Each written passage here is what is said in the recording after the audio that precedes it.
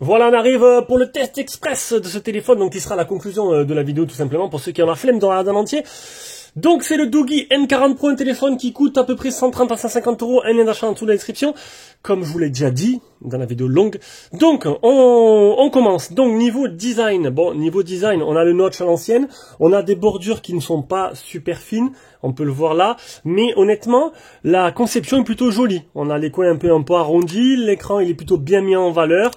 L'arrière du téléphone qui ressemble beaucoup à chez Poco. Bon là on peut voir les traces de transpiration. Alors là c'est pas la couleur la plus jolie que j'aurais pu avoir. Je préfère avoir autre chose, mais ils m'ont envoyé du marron. Mais sinon une conception plutôt jolie. Téléphone 214 grammes. Bon dans la main ça va à peu près, d'accord. Et un design plutôt sympa, j'ai envie de dire. Pour le prix, c'est plutôt pas mal. Alors, après ensuite, j'allais couper, je vois pas pourquoi je coupais la vidéo. Donc on continue. Après le design, il y en a l'écran. Un écran qui est seulement, HD+, voilà, pas de Full HD. Pas de Full HD, mais comme je l'ai dit, c'est pas très grave. Tu vois même pas la différence. D'ailleurs, moi, je l'ai pas vu parce que je l'ai découvert en même temps que j'ai pris les caractéristiques. Oui, c'est à la fin. J'aime bien avoir les surprises.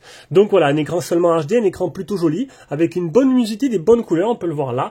Un écran qui réagit plutôt bien, même si j'ai trouvé qu'il y avait quelques ralentissements dans le scrolling. Mais ça, c'est plus la partie logicielle qu'on va y passer juste après. Sinon, au niveau du capteur d'empreinte, sur le côté marche très bien. Le capteur aussi facial, reconnaissance faciale aussi qui est assez rapide. Et ça, c'est plutôt pas mal. Finalement, je vais faire des coupures même dans le test express parce que sinon on va pas s'en sortir. Ensuite, on a la partie logicielle. Ah, quelques lourdeurs. Voilà, quelques lourdeurs, on va pas dire le contraire. Voilà, c'est un peu lourd dans l'ensemble. Mais après, un toutou 200 000, ça tourne sinon, bon... voilà, il y a quelques petits ralentissements, on peut pas y demander plus. La partie jeu, c'est plutôt correct. Voilà, ça tourne Call of Duty en performance élevée, fréquence d'image élevée, donc du coup ça fera tourner pas mal de vos jeux favoris. On a un petit bonus, la lettre de notification qui va se trouver ici, ce qui est assez rare pour être souligné.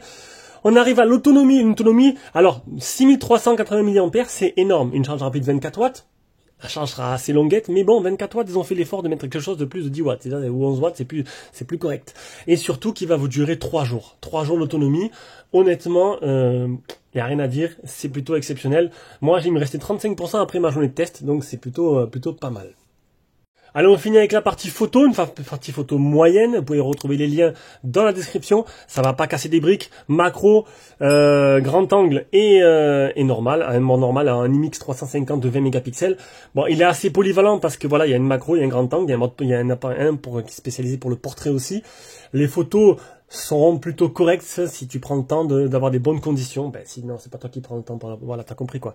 Donc moyenne, pas extraordinaire, pas foufou, elles m'ont pas décroché la mâchoire, elles étaient plutôt correctes. Le flash aussi marche très bien en pleine pénombre et ça c'est plutôt pas mal. Et on finit par le son, un haut-parleur qui est plutôt sympa. Voilà, qui est pas mauvais, qui est aussi moyen, qui a des petites bases dessus, qui grésille pas à pleine puissance, et le son d'écoute aussi bien. Voilà. Je pense que j'ai fait le tour. Il va manquer juste la B28 pour les bandes, sinon, il y a toutes les autres bandes. Donc pour ceux qui ont free, voilà, t'as compris qu'il faudra pas aller dessus. Voilà, c'était le test de ce Doogee N40 Pro, qui m'a pas laissé mauvaise impression, qui est pas trop mal, qui est plutôt correct, j'ai envie de dire. Bon, après, voilà. Allez, sur ce, je vous fais des gros bisous, et on se rejoint pour une prochaine vidéo. Ciao, ciao.